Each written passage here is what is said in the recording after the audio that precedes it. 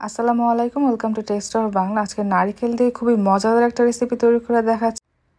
মাত্র 10 মিনিটে নাড়ু তৈরি করার জন্য একটা রেসিপি নিয়ে এসেছি। আশা করছি রেসিপিটা আপনাদের ভালো লাগবে। প্রথমে একটা ফ্রাই প্যানের ভিতরে আমি এখানে 1 চা চামচ পরিমাণে ঘি দিয়ে দিচ্ছি। এটা একদমই অপশনাল, না দিলেও হবে।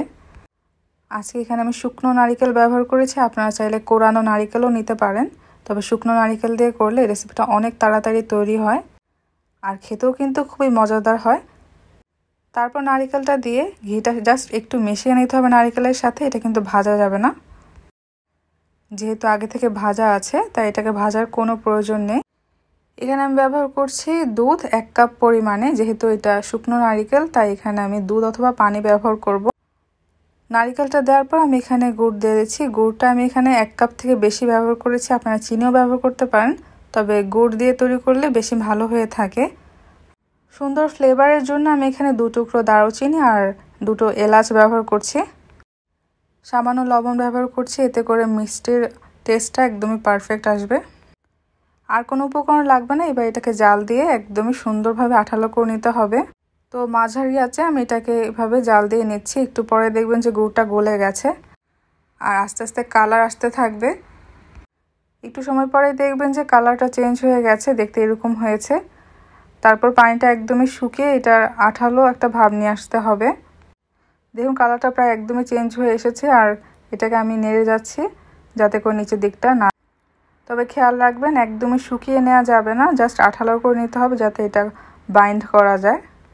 তো দেখুন হয়ে গেছে, এটা আঠালো আঠালো একটা ভাব এসেছে। এভাবে হাত দিয়ে একটু চেক করে নেবেন, তবে অনেক বেশি শুকনো করে নেওয়া যাবে না, তাহলে কিন্তু খেতে ভালো হবে না। নাড়ুটা সুন্দরভাবে বাইন্ডও হবে আর মুখে দেওয়ার সাথে কিন্তু একটু রসালো মনে হবে। তো হয়ে গেছে, এবার এটাকে আমি একটা বাটিতে নিয়ে নিচ্ছি।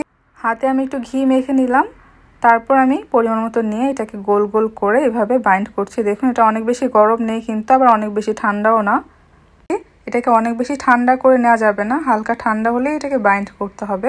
তো নাড়ুটা তৈরি হয়ে গেছে। এখানে আমি কিছু শুকনো নারকেল আলাদা করে রেখেছি। এই নারকেলটা আমি এভাবে গড়িয়ে নিচ্ছি, এটার উপরে দেখতে সুন্দর লাগবে।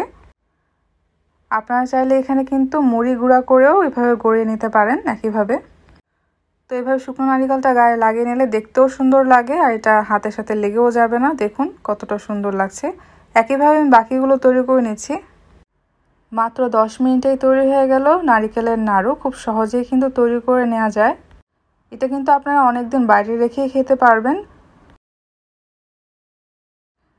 এরকম একটা কন্টেনারে আপনারা রেখে দিতে পারেন বাইরে। আর যদি অনেক বেশি দিন রাখতে চান সেক্ষেত্রে ফ্রিজে নর্মাল টেম্পারেচারে রেখে দিবেন। অনেক দিন ভালো থাকবে, প্রায় 1 মাসও আপনারা রেখে খেতে পারবেন। আর এটা খেতে কতটা মজাদার হয়েছে আমি বলে বোঝাতে পারবো না। নাড়ুটার স্মেল আর স্বাদ দুটোই কিন্তু খুবই সুন্দর হয়েছে। দেখুন আমি একটা ভেঙে দেখাচ্ছি ভিতরের দিকটা কতটা সুন্দর হয়েছে।